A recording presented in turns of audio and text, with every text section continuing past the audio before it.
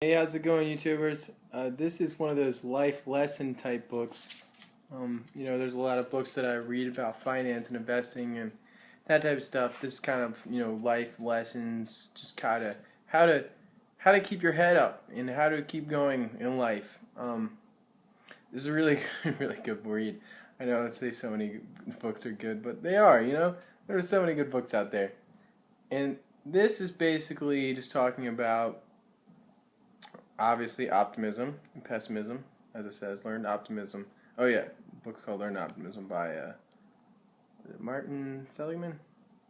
And one of the most interesting things in this that I found was that pessimism is actually a serious risk factor for depression. They go hand in hand, kind of like how it said they go hand in hand, kind of like how smoking is related to lung cancer. So, if you're a pessimist, you're way more likely to get depressed. Now, let me explain this. So, let's say, let's think of an unfortunate event. Let's say you failed a test at school, right? And you usually do really well in them. A pessimist would think, oh, I'm stupid. Like, I just can't do it. I just, am not meant for this. Where an optimist would be like, okay, well, it's just one test. Is it really going to affect my whole career? I was under a lot of stress. Doesn't necessarily mean I'm stupid. There's a lot of other things going on in my life. Maybe, you just broke up with a significant other. Maybe you had to take your dog to the vet and you didn't have enough time to study. Maybe, you had responsibilities to take care of. Doesn't mean you're a stupid person, so don't tell yourself that you're stupid. Now, you don't want to be like too optimistic in some ways because you'll be unrealistic. This book is saying that pessimists are actually typically more realistic than optimists. So I think that's why a lot of really intelligent people suffer from depression, because they see the world how it is and they tend to be pessimists. Uh, but like, you don't have to be pessimistic all the time. There are times where pessimism is good, times where optimism is good. Obviously, you want to be more optimistic than pessimistic most of the time. But basically, for example, this book brought up, I think it was maybe in the test that was in here. There's a couple like little quizzes and stuff. It said, you miss a turn going to your friend's house. What do you blame it on? Do you blame it on yourself? Oh, I'm stupid. I just can't navigate roads. Or do you blame it on your friend? Oh, my friend gave me crappy directions. Because if you do it externally, you're more of an optimistic person. You have more confidence in yourself. All right? And these are the people who achieve. People who achieve things are way more optimistic. Now, but they're also realistic. I'm writing my book right now. You don't want to take one singing lesson and think you're ready for American Idol. It's just, you don't want to do stuff like that. You want to be realistic too, but you can't think that you'll never get there. Just because you're not there today doesn't mean you won't be there tomorrow or the next day, right? You don't know what life holds. You don't know what's in the future, so you have to kind of keep going at it. You keep thinking it's temporary. If you fail a test, it's just one test. It's just temporary. It's not a huge setback. Even if you fail the class, you could retake it. Doesn't mean you're stupid. You might have had other stuff going on. So you kind of have to just learn to look at life with a open mind, but also be optimistic as much as you can. Now, and you can kind of see what I mean by it links to depression, right? If you call yourself stupid and because you failed a test and you call yourself worthless, well, all these thoughts are going to manifest in your head and you're going to truly start believing them. So even if they're not true, you're going to start getting really depressed because that's what you're going to think of yourself. You're going to lower yourself down. And when you lower yourself down, that's a very vicious cycle, because then more bad stuff happens to you and you become more pessimistic. So you have to bust out of that and get back on top of life, You're not a piece of shit if you mess up. I don't usually cuss in these videos, but whatever.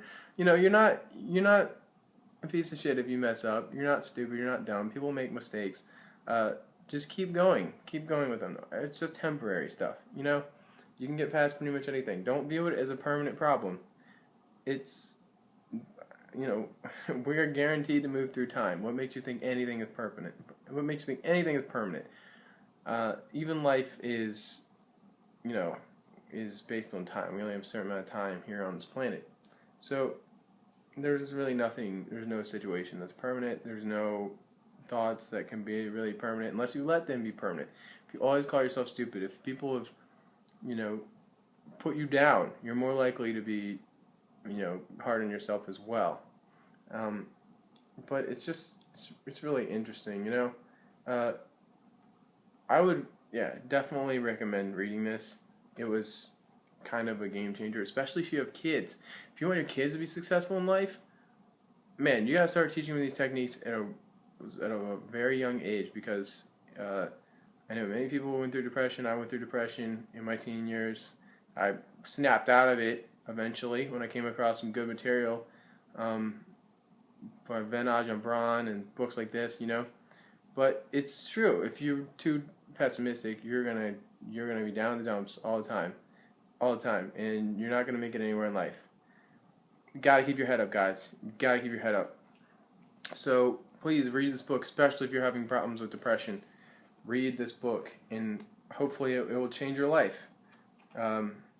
There's really good stuff in here. I hope that some of you will find this book very interesting and this video very interesting. It gives all these examples of the benefits and downsides of optimism versus pessimism. The whole section on the back on how to change from pessimism to optimism. So, not to say that the world's all like good and everything's great and the world, like everything in life is good, but let's not take it too far and say that everything's bad, because that everything sucks, that life is stupid, we're worthless. Let's not go that far either. We're not going to.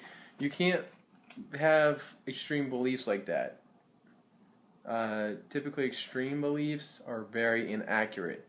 So, oh man, I just can't. This book kind of just blew my mind. Another interesting concept was learned helplessness. I know Ty Lopez talks about this a lot, but they put these dogs in. They had 3 different groups of dogs. They had one where they shocked and the dogs couldn't get away. They had 2.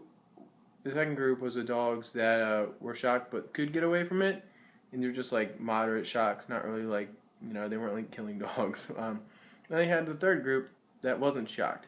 Then they put them in this like shuttle box, which is basically like a crate, I guess, and they'd shock them. And the ones that weren't shocked originally, they could get out. There wasn't any door on them. They could easily jump out of there. It was an uncovered top. I'm not really sure how it was structured, but basically they could get away from it. The ones who could get away from it in the first experiment obviously got away from it. They knew they could get away from it. And the first group, the group that was shocked and couldn't do anything about it, they just laid down, even though they had an easy way out. So even if you're in a bad situation right now, you might just be perceiving that. You might actually have opportunities in front of you don't even see because of learned helplessness. Because whatever seated thought is in the back of your brain, somewhere in your subconscious, that is telling you there's no opportunity and everything's hopeless. So you have to learn to bust out of that, right? If the door is off the top, don't stay there and get shocked. Get out of there. That's the idea behind this. Because people do the same thing. They get in this mindset where they're helpless and they don't break out of it. So if you have, it's pretty this is pretty heated book review, but yeah, if you had the time, or if you don't have the time, freaking make time and read this, because it'll change your life. If you guys have any questions or comments, please leave them below. I'll be happy to get back to you. Please subscribe if you want to see more videos like this. I will talk to you guys soon, and see you later.